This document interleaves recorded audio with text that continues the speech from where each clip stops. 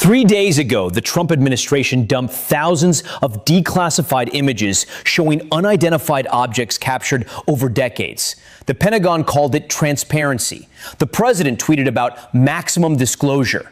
But here's what nobody's talking about. Look, I need to be straight with you about what's actually happening here, because the surface story and the real story are completely different things. Let me start with the obvious part. A Navy pilot, someone who's actually seen things in the sky that defy easy explanation, took one look at these files and said something important. His first instinct was never aliens. Not because he's closed-minded, but because he understands probability. If this is genuinely the best evidence the government has after 70 years of collection, then aliens haven't been here. That's not a conspiracy theory. That's just basic logic applied to the data. But here's where it gets interesting. In the middle of a Middle East war that's actively destabilizing the region, while the economy is showing real cracks, while Ukraine is still fighting for its existence, the Trump administration decided right now was the moment for a UFO document dump. Think about that timing. Not last month, not next month, now. During a news cycle so bad they needed something, anything, to redirect attention. I brought on Denver Wegman to dig into this. Denver's a former Republican congressman. He investigated January 6th. He spent years studying how conspiracy theories actually work. And what he told me connects dots most people aren't even looking at. Denver walked me through something most outlets won't touch. The administration, he calls it the Squid Ink administration, because they spray chaos everywhere. But the UFO stuff isn't random. It connects to something much bigger. Project 2025, Christian nationalism. A belief system pipeline that runs from aliens to angels to demons to policy decisions that affect your life. Now, before you think we're going off the rails here, stay with me, because this is where it gets serious. There's an actual UFO caucus in Congress. Tim Burchett, Anna Paulina Luna, Eric Burleson, real members of Congress who are genuinely invested in this narrative. And they're not fringe players. They're helping shape policy. Denver pointed out something that stopped me cold.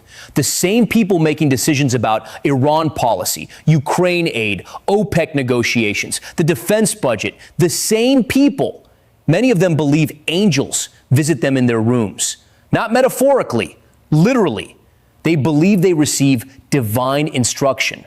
And that belief system is now embedded in how America conducts foreign policy.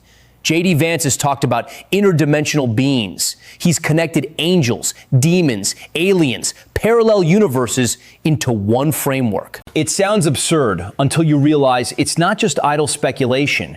It's informing worldview. And worldview determines decisions. Here's the line Denver drew that I can't stop thinking about. It's not that long. It's not that steep. The distance between someone who believes aliens abducted them from their bedroom and someone who believes God ordained them to wage holy war in the Middle East. Both are conspiracy thinking. Both are belief-based instead of evidence-based. Both bypass normal reality checks.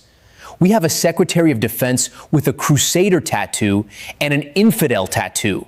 Not ironic. Not metaphorical, literal ink on his body representing a worldview that sees military action as religious obligation. This is rapture policy. This is end times thinking applied to trillion-dollar defense budgets. And the administration knows exactly what it's doing with these UFO files. It's not trying to convince the entire country. It doesn't need to. It's feeding the base. The people already primed to believe in this framework. The people who see a golden statue of Trump at Mar-a-Lago and don't see the problem. The people who've been epistemically captured by conspiracy language. Denver made a point that stuck with me. 70% of Americans have a Christian background.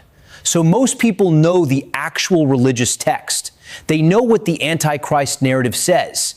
They know the warnings about false prophets and golden idols and self-worship. And they're watching it happen in real time. But the cognitive dissonance is so strong that the belief system bends instead of breaks.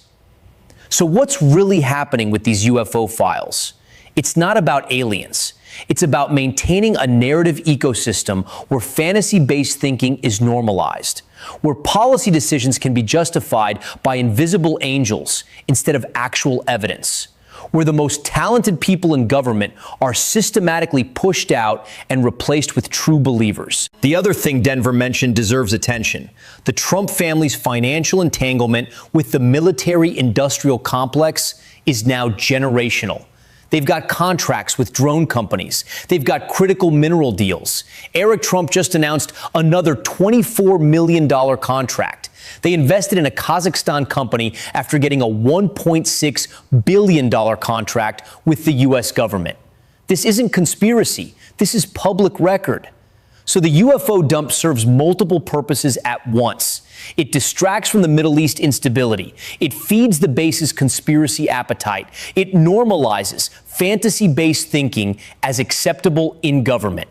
And it happens while the administration consolidates financial power in ways that will take decades to unwind. But here's what I actually want you to think about. Denver mentioned something about the next administration. When you fire people from the FBI, when you alienate career prosecutors, when you throw out experienced investigators, you don't make them disappear, you make them angry. You create an army of people with access, knowledge, and motivation. That's coming. Hungary's doing something right now. Orban's government is actually rooting out corruption systematically, holding people accountable, shining light in dark corners. We need that here. Not vengeance, not political revenge, but actual accountability, actual investigation, actual consequences for actual crimes. The poll numbers are already moving. Trump's approval is in historic decline. The circle of people he can still fool is tightening. Yes, he lives in a bubble where only good news reaches his desk. Yes, he tweeted about great poll numbers while reality shows something completely different. But Americans aren't stupid. Come November, come 2028, they're going to remember the golden statue, the Epstein files, the economy, Iran, all of it.